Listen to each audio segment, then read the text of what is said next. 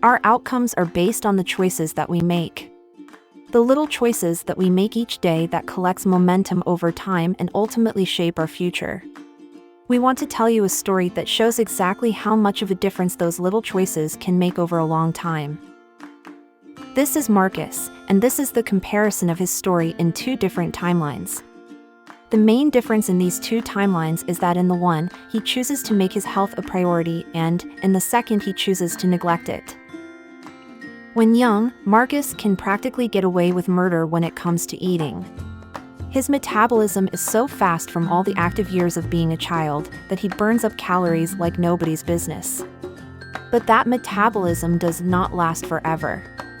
The muscle that keeps that metabolism up needs the right stuff to fuel and repair itself so it can carry on functioning well.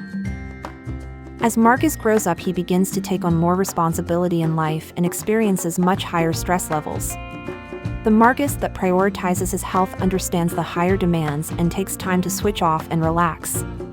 The Marcus that doesn't prioritize his health chooses not to switch off completely, but instead feed his desires for more stimulation. Marcus has never liked exercise, it has never been his thing. But the one version of himself took time to actually explore the different types of exercise, and he found one that he can actually enjoy and give him the benefits of a younger body and older age. Whereas the other version of Marcus decided that there isn't any exercise worth doing at all. He just accepted that it is not worth exercising.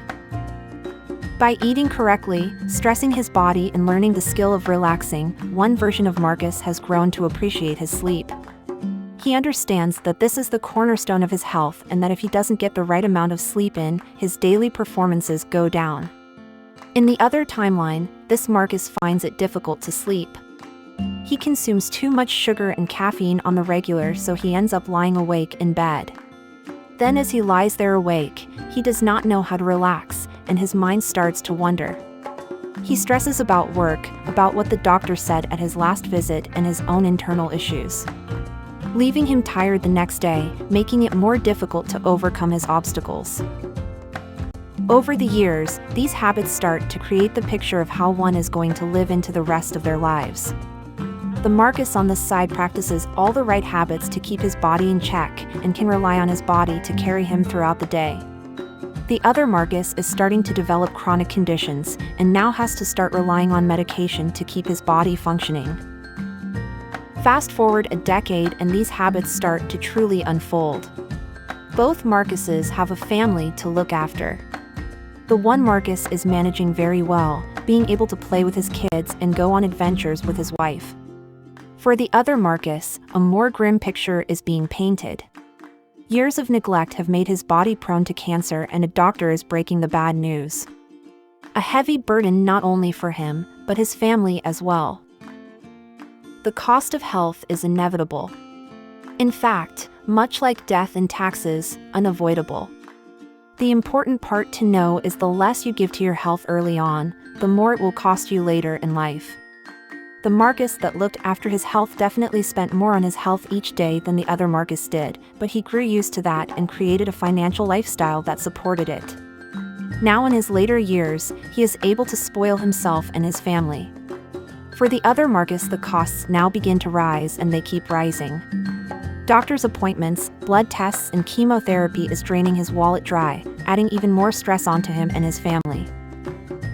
And now in the final years of their lives, where all the decisions come together. The Marcus who chose to look after himself is living his final decade the same way he has lived his entire life. He is active daily, experiencing what life has to offer and watching his loving family grow and experience life in their own way. The other Marcus is bedridden and feeble.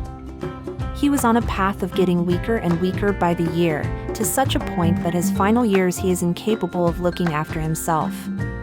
He has to now rely on his children and grandchildren to look after him, robbing them of their youthful life experience. It is your responsibility to make sure that you live a good marginal decade, the last 10 years of your life. You have the power to create the state of health you will experience life with, and it starts by planning how you want to live it.